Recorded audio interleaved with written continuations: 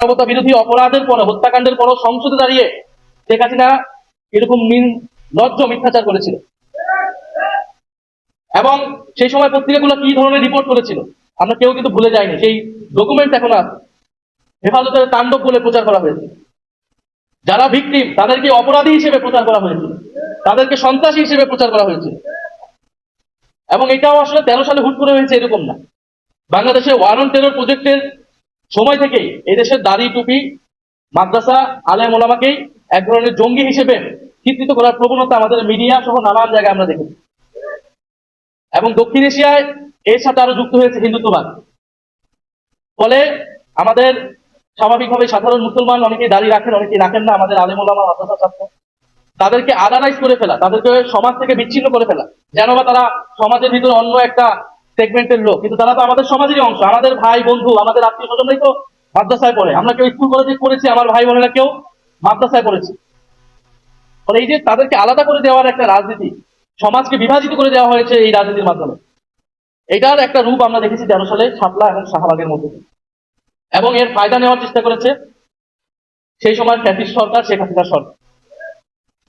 আমি আরেকটা কথা বলতে চাই যে আমার ব্যক্তিগত মত হচ্ছে রাজনৈতিক লড়াই এর দায়িত্ব আসলে রাজনৈতিক দলগুলোর। সেই সময় শাপলা এক ভাই বলেছেন যে বিএনপি তাদের সাথে ছিলেন, হেফাজতের সাথে ছিলেন, অবশ্যই সাথে ছিলেন, সাথে ছিল বিএনপি, কিন্তু বিএনপির ভূমিকা আসলে কিরকম ছিল এটা আসলে এই সময় এসে এটা বিশ্লেষণের দাবি রাখে। দেশের জনগণের একটা বড় অংশ যখন বিপদগ্রস্ত, এরকম একটা রাজনৈতিক হত্যাকাণ্ড হচ্ছে, রাজনৈতিক দল হিসেবে, বিরোধী দল হিসেবে বিএনপির উচিত ছিল সেই আন্দোলনের নেতৃত্ব নেওয়া, আরো বোল্ড ভূমিকা রাখা। আমরা বিভিন্ন সময় দেখি মাদ্রাসার ছাত্রদের, আলেম ওলামাদেরকে রাজনৈতিকভাবে ব্যবহার করা হয়। এই যে মৃত্যুর মুখে, গুলির মুখে ঢাকা শহরে এনে মাদ্রাসার ছাত্রদেরকে ঠেলে দেওয়া হলো, এর দায় কি বাংলাদেশের সেই সময় সকল রাজনৈতিক দল নিবে না? অবশ্যই আমি মনে করি নেওয়া উচিত। অবশ্যই ফ্যাসিস্ট সরকার, তার যৌথ বাহিনী, তার পুলিশ বাহিনীর এটা দায়। কিন্তু আমাদের রাজনৈতিক দলগুলার যদি আরো রাজনৈতিক ভূমিকা থাকতো, সক্রিয় ভূমিকা থাকতো, তাহলে হয়তো এই ধরনের হত্যাকাণ্ড আমরা এড়াতে পারতাম।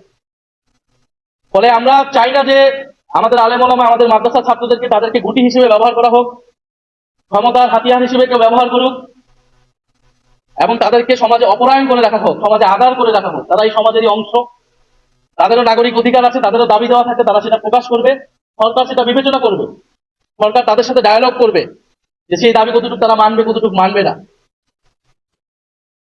আমাদের মাদ্রাসার ছাত্র, আলেম ওলামা তাদেরকে যে ভিন্নভাবে জঙ্গি হিসেবে চিত্রিত করা